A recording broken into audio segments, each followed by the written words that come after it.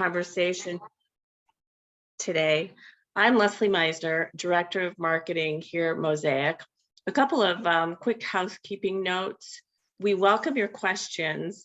We'd like you to use the Q&A box at the bottom of your screen, and we're saving the chat box for just general comments or thoughts that you'd like to share with people on the call. So we thought today's topic might provide an interesting perspective when it comes to behaviors and financial decision making.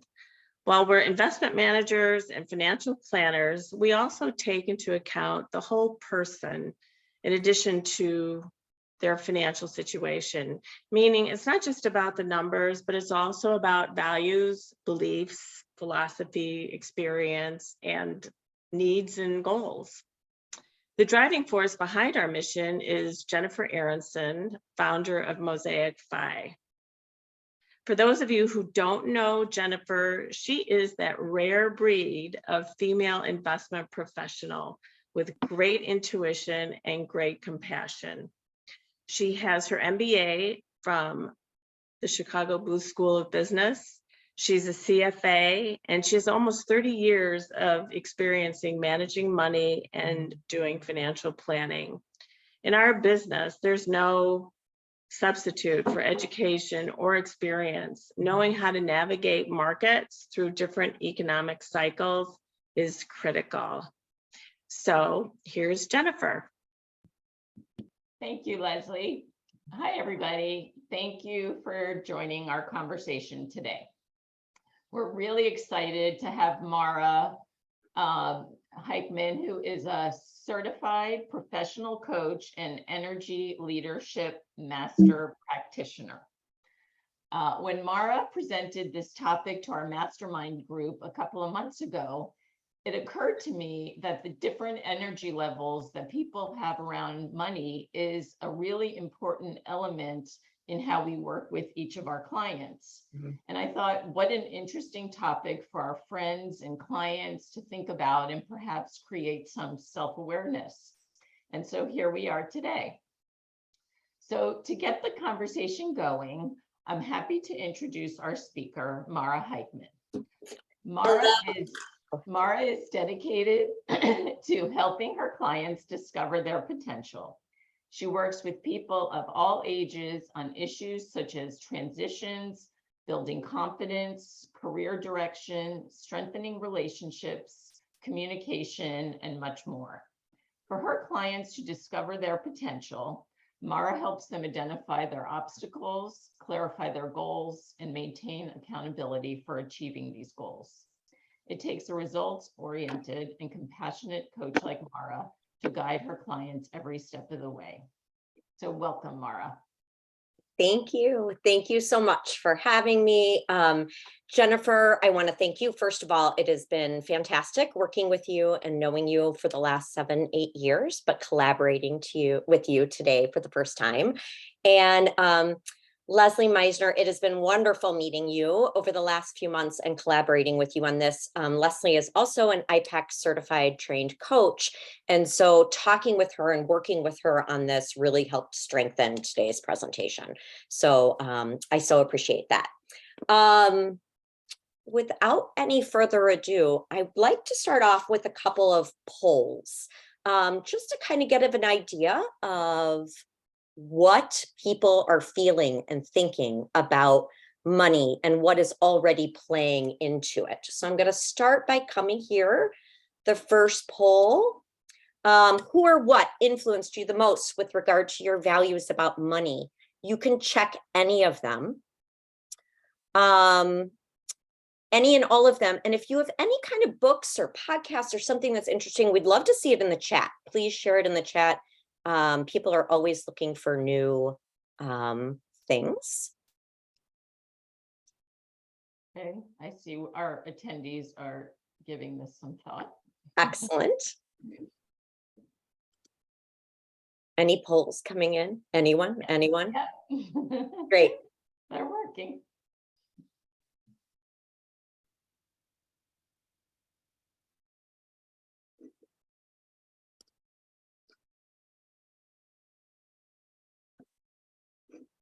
there's a second poll here that you can actually see. If you'd like, you can also, can they vote on that right now or no? Jennifer? I believe they can, so we can have, yes, it does look like we can. So go ahead and answer number 2 also, which is, what is your attitude about money?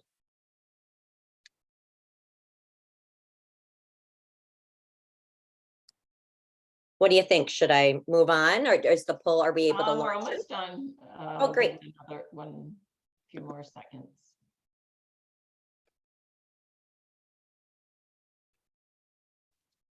Okay, I am going to end the poll and share the results. Ooh, look at that.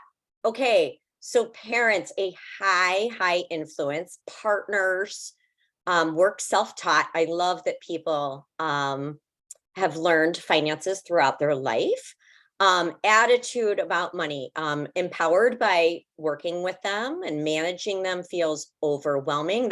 It's so interesting how closely they are related or scored, and partnering with someone. Great. Lots to think about that plays into our initial experiences with money. And I appreciate the input just to get kind of started. So I'm going to move into a little bit about energy. And energy can be translated to lots of different things. It can be your energy about money. It can be your energy about relationships or communication. When I say energy, I'm not saying like woo-woo energy. I'm saying that when someone walks into a room and they come in and they're in a fantastic mood, you can feel it. You can see it. It's on their face. When someone comes into a room and they're like, hey, you know, they're feeling some energy, but it's not the kind of energy that maybe we'd want to be feeling at that time. So energy is on a spectrum. It's fluid. But there's anabolic and catabolic energy. As you can see from this picture, when you think of anabolic, think anabolic steroids. They build us up. If I were out in the woods and I needed a chair to sit on to be comfortable, I could get hammer and nails and saw and wood, and I can use all of my anabolic energy to build myself something that's going to last for a very long time and that's solid and supportive. I could also use my catabolic energy, thinking breaking it down, catabolize, to destroy the chair and light a fire that night. Let's say there was no other firewood in the whole woods. Anyway, so you've kind of got this spectrum of energy, and we don't sit one way at one place at one time, but it is, you do know when you're feeling angry versus feeling powerful and empowered. So I'm going to go to our next slide. I attended the school, and so did Leslie, of the Institute Professional of Education of Excellence in Coaching, my apologies. And Bruce Schneider started this energetic self-perception index that I was trained on that really helps assess where people spend a lot of their energy and time and thoughts and feelings at a moment. I do not expect you can barely read this, but kind of suffice it to say, and we'll go over this throughout the presentation, that these level 1s and level 2s, we're not feeling as good. We're more focused on ourselves. It's also sometimes very unconscious. We're feeling like, ugh, and it's a very unconscious thought. Whereas we're starting to move up the levels here, and we're starting to really be more creative and non-judgmental and open. And so I'm going to go through a little bit of this in more detail, but I wanted you to know it's based in solid research. This has been around for many years, and it's unbelievably effective. When I give it to people 1 year and maybe give it to them a year or two later after some coaching, if you increase your average level by even like 0.1 or 0.2, the significance and happiness increases tremendously. So just by increasing your conscious thoughts, we can increase our happiness. So starting with words are really powerful, and the thoughts and the words we tell ourselves are extremely powerful. And if we're thinking, I'm never going to do it, I'm never going to do it, I'm never going to do it, I'm feeling like I'm never going to do it. And then guess what? I probably don't even try, right?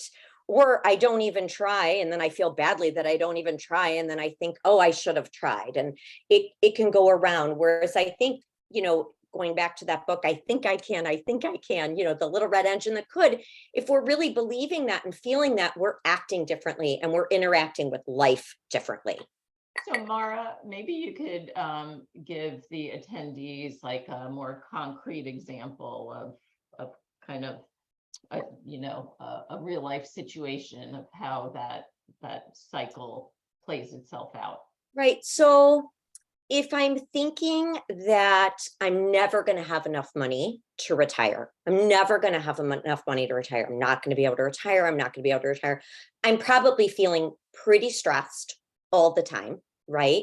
I'm probably feeling pretty badly about myself when I see where I am maybe, and I'm comparing myself to others and I'm thinking, all these things. And then guess what?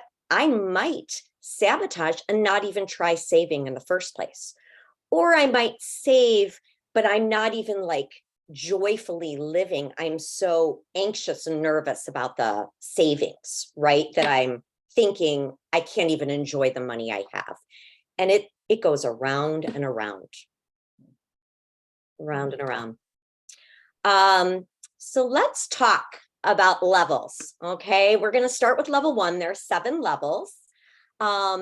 If life were a game and we were talking like winners and losers, level 1 is I lose. And level 1 is I lose today, every day, all the time. It is the most catabolic level of energy. Scarcity. This comes from a lot of people who had Depression era parents or Depression era, or people that maybe lost a job or lost a parent at a young age or had a parent lose a job. That feeling of I'll never have enough, there's never enough money. So if you look at these this is a thought, a feeling, an action. Your thoughts are I'm never going to have enough, I'm always going to be in debt, I could outlive my money. Then we have worry and fear, guilt. We have shame about the money we do spend or when we don't save. And sometimes we have no action whatsoever. Sometimes we hoard, people might hoard or self-sabotage, not bother even trying. And one of the things I wanted to mention is that all of these levels have advantages and disadvantages. And you can kind of see that there's a lot of disadvantages for living in a world of scarcity. But the advantage might be that, you know what? Oh, she doesn't have enough money to pay for that flight. We'll give her the money. Or she can't afford that. We really should. People don't expect much from the person who's always saying they don't have enough money. Oh, they don't need to chip in. They don't need to do it. So there becomes this pattern, right? Moving on. Level 2. Level 2 in the winning, losing thing is I win, you lose. The person is only worried about them and only concerned about them. Maybe they're people too, but them. We now have a little fire in our belly, right? I feel there's a little more ability to get up and go. But the words that I would say are greed and envy. And you hear greed and envy, and those are not phenomenal words, right? That we admire in people or admire in ourselves, right? So the thoughts are what I have is mine. I'm not sharing. I might blame people or be angry if my boss doesn't give me a raise or if something goes wrong, or if I might be angry at the stock market. I could be angry at my financial planner, my financial advisor, right? I also now might take some more risks though. The risks might not be well thought out, but I may take a few more risks and try to do things. One of the things I'll say is no one's at one level all the time about anything so you might feel level 1 and level 2 and kind of go back and forth, right? And then even be able to access some of the other levels.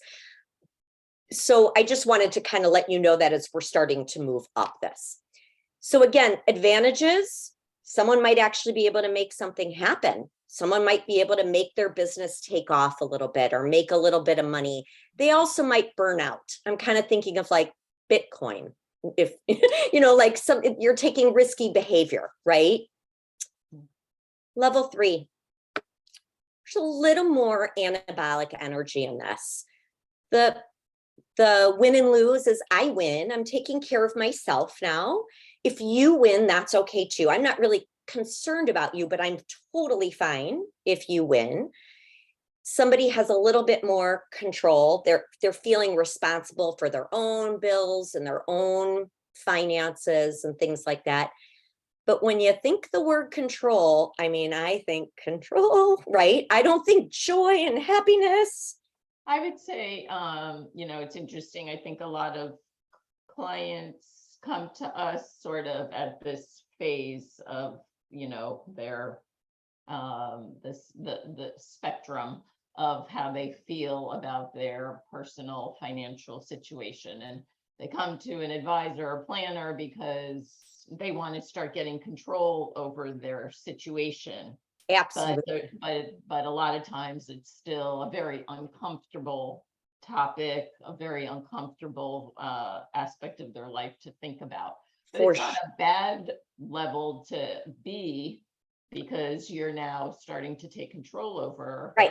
Right. So the advantages on this level, really, you could see the advantages. You're starting to feel responsible and taking control and maybe seeking out some resources. Disadvantages is you're probably tolerating a lot of stuff or not living very joyfully in relation to your money. In other words, like, it's fine that I live with the bachelor pad couch. I don't need a nice car. I can't afford that. I can't afford this. Or when you do spend money, maybe we dip down into that level 1 of like shame or guilt because that wasn't in the budget, and stuff. So it's a great next step though, right? Level 4. I'm having trouble advancing my slides. I apologize. Level 4, giving. Loving. This is the win and lose. It's not about me winning in this level. I win because the other person wins. So when I think of this level, the first level that kind of screams out at me are parents and grandparents, right? They're always giving, loving. If you look at the picture I have here, there's one person with the money and lots of hands reaching for it.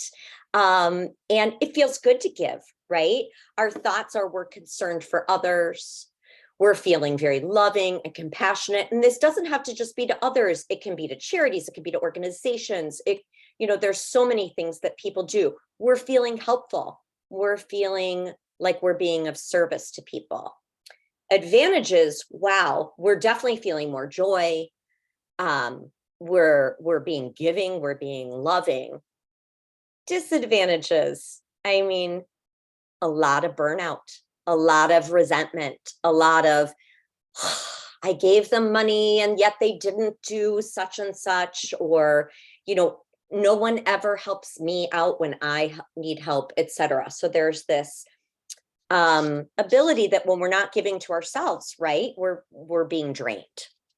So Mara, tell us, so if we're at this level 4, at this level 3, are we there all the time?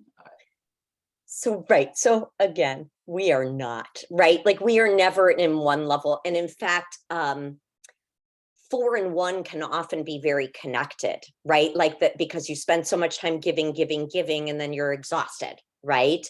Or when we're in level 3 and we're tolerating, after a while we're angry, right? And so we can kind of dip down and up. It's about more being conscious about our thoughts about it. So if I find that I'm giving to someone all the time, am I giving or am I enabling? Right? Am I giving, in a place that it even needs to be given? Maybe I need to start thinking and loving more toward myself. Mm-hmm. Right? Next, level 5, the winning and losing. In this, it is win-win. I'm winning, you're winning, the company's winning, everyone's winning. It's looking at all the different things that go into a group of people and making sure that we see that everyone in the group has needs, right? When we're looking at these opportunities, all the various opportunities that could come to us, we feel so much happier. It's not scarcity. Oh my gosh, wow, look, there's things that I can do, and places I can go, and places I can spend my money and invest my money. We're now willing to spend and invest in ourselves and our lives, and maybe even those around us, right? So we, you know, I know you're gonna go into level 6 and level 7, which, you know, are interesting, but I would say from my perspective, you know, level 5 is where we aspire to get our clients. Yep. Because at this point they're being, you know, they're enjoying their wealth, they're certainly living within their means, they're not overspending, Mhm. they've got a good sense of priorities, and this is, you know, this is a pretty good level to be at. And I would think that, and again, I know you'll talk about 6 and 7, you know, in the bell-shaped curve of the world. Yes. Would you say a majority of the people are kind of level 5 and below? Yes. So first of all, no one is living at level 6 and level 7 all the time, with the exception of very few. And and often some of the disadvantages of those is they're living a little bit out of touch with reality, right? Level 5, we are really looking and thinking at all of the different options. The problem is, here's one door, but here's another door and another door and another door and another door. So sometimes the win-win, people get stuck. Well, maybe I should invest. Maybe I should do this. Maybe I should do that. And then they don't make any decisions because they're too busy looking in and opening the doors. If I had to guess, your job is to narrow down the 4 doors to open to them, right? Rather than to offer them 30 doors. Right. And that might be on the, you know, on the wealth side, or that might be on the lifestyle side.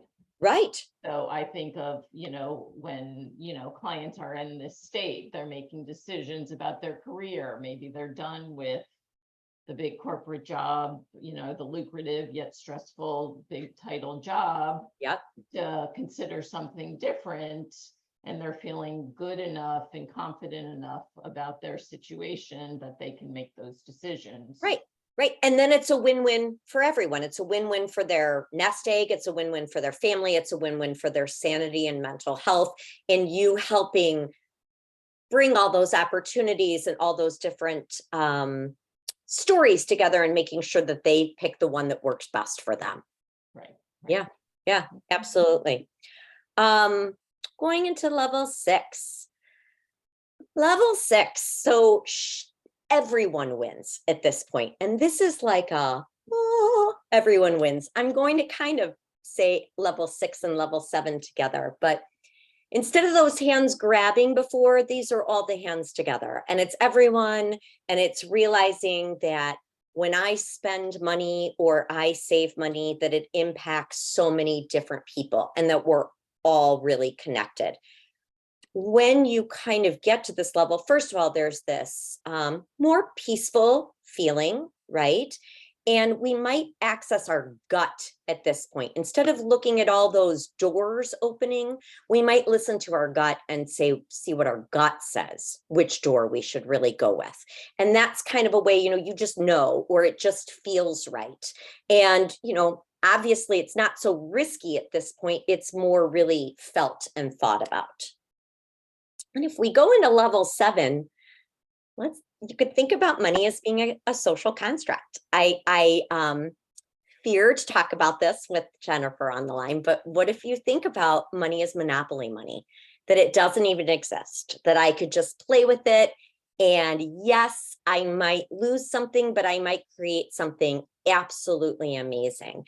And that lack of attachment to the outcome, and that there is no winning or losing, and I'm really just here to play an all out play. There's a freedom in that. Obviously, it could be a little out there. Well, what came to mind when you first introduced level 7 to me was Elon Musk.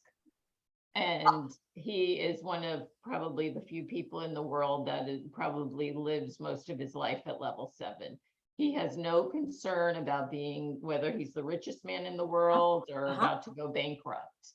He buys companies, sells companies, uses it's literally monopoly money, selling Tesla shares to buy Twitter, to back and forth, and it's all just one big game to him. Yes, yes. I prefer the,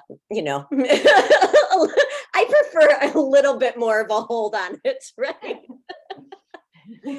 But you're right. He's a perfect, that's a perfect character reference for that.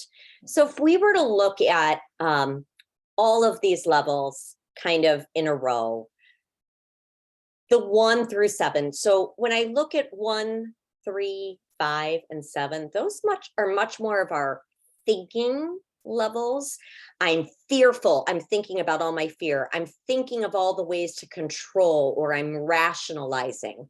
I'm thinking about all the opportunities, right? 7's like almost head in the clouds. But 2, 4, and 6, 2's more like your anger.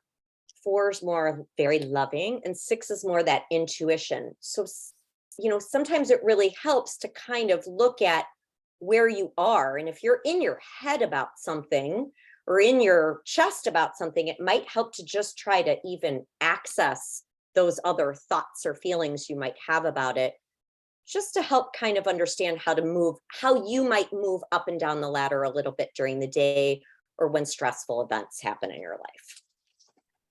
So can you talk a little bit about, all of this, I'm sure is a lot of kind of abstract thinking. For sure.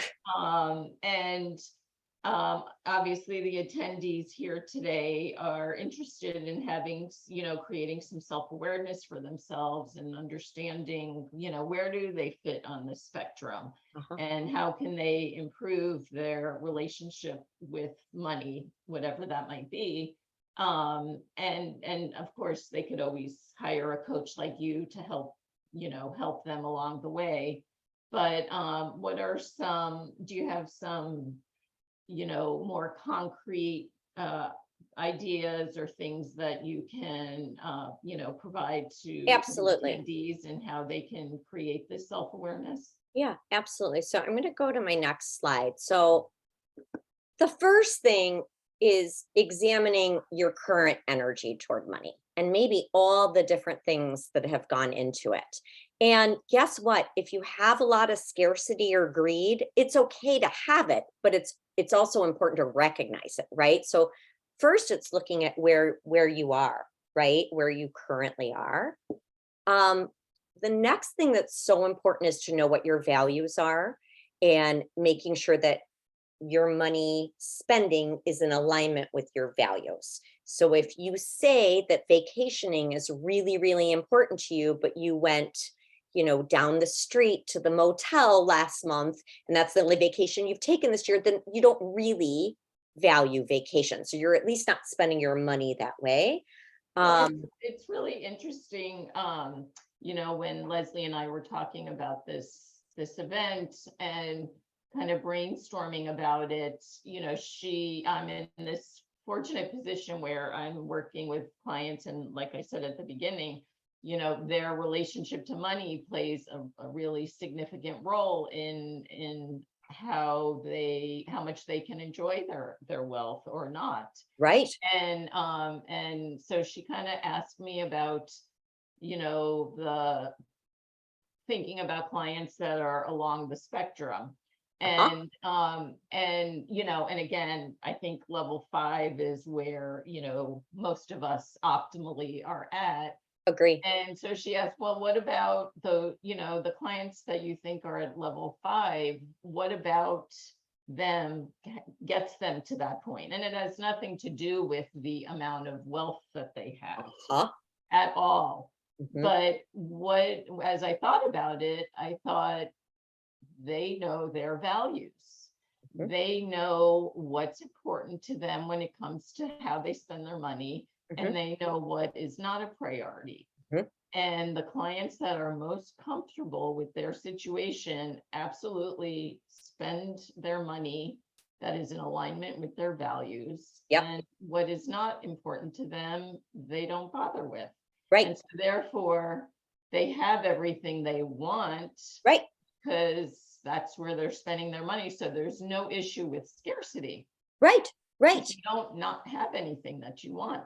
Right. You have everything you want. And the other thing is our values change during life circumstances. Things might come up, our health could change or things like that. So when you're looking at your values, also looking at your finances and how you might change, we spend money differently in our 20s than we do our 40s or 50s, all of that. And realigning some of those values periodically is also really important. And the last thing is really to use your resources. Jennifer, you're a fantastic financial resource. People really, there's so many people out there that a couple of questions, someone to lean on when the stock market was a little rough this year, who got all the calls, right? And I think it's really important to use those resources because it gives us maybe a little less time spending our energy down in 1, 2, and 3. And maybe we release that. We leaned on our resource, which is our win-win, and said, okay, Jennifer said she's got this covered. I can move on, right? And people feel more empowered that way. Well, and I think when you're utilizing your resources, whether it's your advisor, your coach, your, trusted friend or whomever, you're getting out of your head. Agreed. Which is always the dangerous place to be when you're feeling fearful and scared. Exactly. Exactly. Absolutely. Absolutely. So that concludes our I feel like I went kind of quickly, but we do have plenty of time for questions and answers.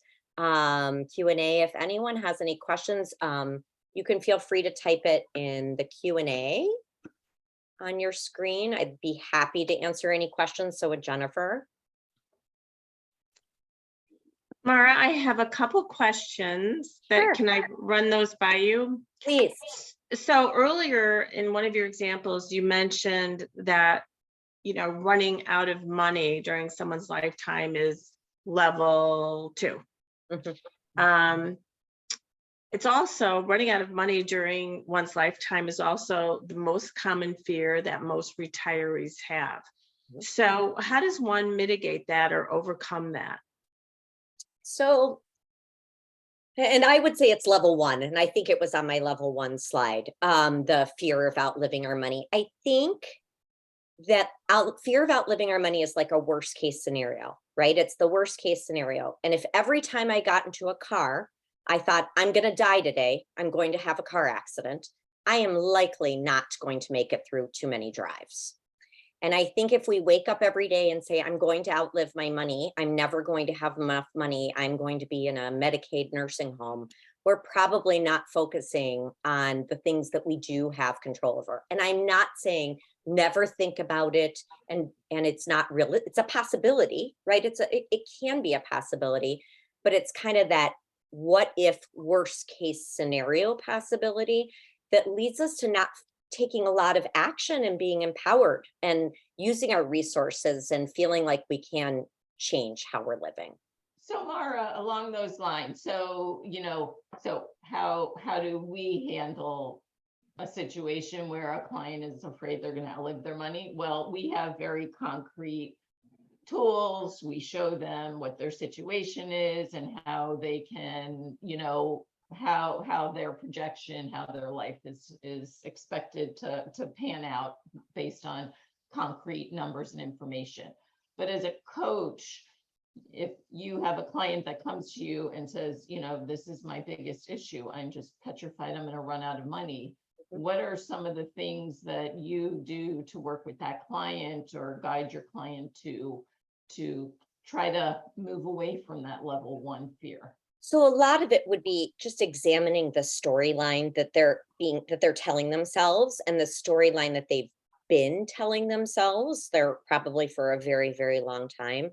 It's helping them figure out what the next steps are for them, because for one person, it might be get a financial advisor. Another person, it might be get a better job. Another person, it might be move into my parents' basement, but helping them then find some solutions that empower them to decrease that fear and really make some real forward moving changes instead of living in that level 1. I always say to people, level 1 and level 2 are not bad. They really are not bad places to be, but don't unpack your bags and stay there. Don't sit in level 1 or level 2. We all feel sorry for ourselves. No one loses a job and goes, win-win the first day, right? I mean, but gosh, the people who lost their job during COVID found a lot of win-wins, right? And so the sitting not in the level 1 and level 2 and examining it and moving on. Does that answer your question? Mhm. Okay. Okay, we do have a couple of questions. So let's take this one. How do you make the shift from 3 or 4 to 5?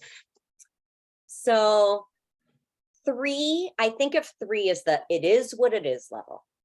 It is everything. It's okay. It is what it is, right? I'm tolerating. Level 4 is how can I be more loving to others, hopefully loving to ourselves too. And if you're tolerating, after a while you get angry. And so if you could stop tolerating and maybe just be a little more loving to yourself, even just knowing that.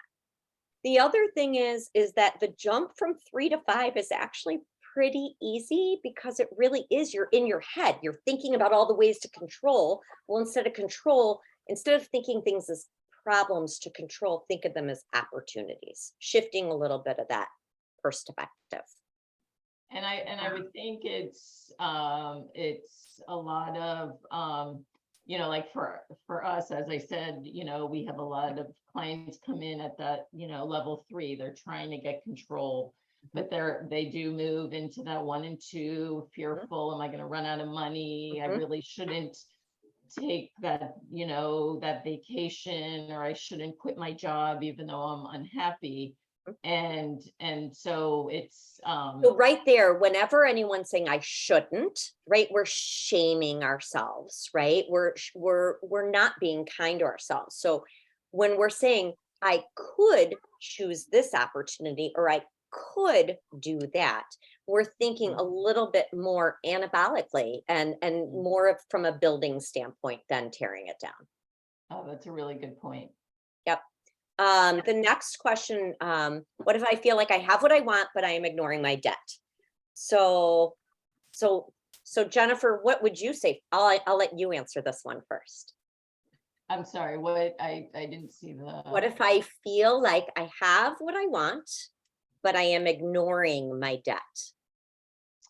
Well, for us, when we're working with a client that is basically living beyond their means, it's a the way we're working with them is to, I guess I'm kind of on both sides of the equation. So the flip side to that question is, I've got all these assets, but I'm not enjoying them. So I'm living too frugally, or I'm spending too much. And so, so again, we are in the concrete numbers oriented world. You're more in the, in your head world. So what I'm doing with clients is sort of reminding them and meeting regularly. You're spending this much, you're on track to run out of your money if you continue this. So just so you know, you might have this money in the bank, but this is not a lifestyle that you can continue forever. And again, on the flip side, you're not spending enough. go out and enjoy. Do you really want your children to inherit, a gazillion dollars? Because Right. that's what you're on track. You are allowed to be enjoying your money, and you're not. Uh-huh. So it's, Yep. it's both sides of the coin that, Agreed. it's the awareness, continuing to create the awareness of what the client's true financial situation is. Right. So, and from a coaching perspective, that's exactly the word, the true financial situation. Because if we're ignoring the debt, we're not really ignoring it. It's eating at us. It's probably level 1 and level 2, guilt, doubt, guilt, fear, all of that. And so it's this mountain of ugh. So we don't really have what we want. We might think we have what we want, but we don't have peace of mind or joy. And no one wakes up one day and goes, I feel like paying all my bills today and I feel like paying all my debt. But gosh, paying that debt off sure does feel good. And so a lot of it is changing our mindset a little bit about it, but also helping create systems that work so we are feeling good about getting rid of that debt too. Right. Yeah, and I guess it's getting to that point where you recognize not paying off my debt or overspending is not giving me the peace of mind that I'm truly seeking. Agreed. And so that has to be incorporated into my perception of, I have everything I want. Right. There's another question. Do you see that, Leslie? You can read it. Yep. So this is pretty common. How does a person whose parents were Depression era people rid themselves of the scarcity feeling? Mhm. Oh, right. It's so hard. It's so pervasive because it's not only, it's the parent, it trickles down, right? That depression has trickled down for 100%. many, many, many, many years. And as people are living longer and all of it. So, I'm sounding like I'm not going to be able to answer it, but I do, I think recognizing that it was your parents' depression era, not yours. Recognizing that right now, the current situation you're in, maybe you have everything you want and actually could spend a little more money, right? I think it's recognizing a little bit about where you currently are instead of where your parents were, because your parents might not have even been in that bad of a situation. It just felt like it, right? It was the fear that was passed down. Yeah. Jennifer, any thoughts about that? That is certainly without a doubt an issue that we grapple with. As a matter of fact, I think the poll that we ran, I think many of the attendees said their parents influenced their view on finances. And so it definitely is something that that we have to address. It's not so much their perception, but it's just how they were raised. Right. Um, Our lives are also intertwined with our parents, with our kids, right? But we really are on our own journey, and our parents were on their own journey, and our children are on theirs. And when money gets involved, it's so complex, especially with families, right? So a lot of it is really checking in with to make sure your values are in alignment with your money and values align with not where your parents were and not where your kids were, but where you are. And then also maybe trying to find some new tools outside of scarcity. What maybe control is hopeful for you right now, right? Or maybe opportunity, so maybe it does feel good to do some of those other things. Yeah. No, I always say, dealing with helping people work through their financial situation, money plays a role in every aspect, in every relationship we have in our lives, whether it's our parents, our children, our colleagues, our friends, our bosses, our subordinates. Across the board, money plays a role. And so it gets very complicated. In some ways, you are in control. In other ways, somebody's controlling you. Right, right, right. And so, yes, unpacking that, I can understand you not being able to answer that in 2 minutes or less. Right, thank you. Pressure. Unpacking that is a layer by layer process. Agree. And it's a muscle that needs to be flexed. We've been living for probably 60 years with scarcity and depression. You don't just wake up one day and go, you know what? It's monopoly money, because it's not. No, I mean, I can't tell you how many times I have a client call, and even though we've gone through their situation many, many times, Jennifer, can I do this? Am I going to be okay? Uh-huh. Yes, you're going to be okay. Yeah, Yes. And because it's because you go back to that level 1. Yes. Agree. Yeah. Okay. Well, this was great. Unless we have further questions, I want to say thank you very much to Mara. It was lovely to have you on board with us. Thank you. And Jen, of course, it was awesome to see you. And for members of our audience, thank you for spending some of your afternoon with us. If you have more questions, feel free to email them to Jennifer. And we are also sharing Mara's contact information on our website. So if you go to the events page, you will see her email and her phone number. And Leslie, isn't this is being the link to the recording will be sent out to attendees?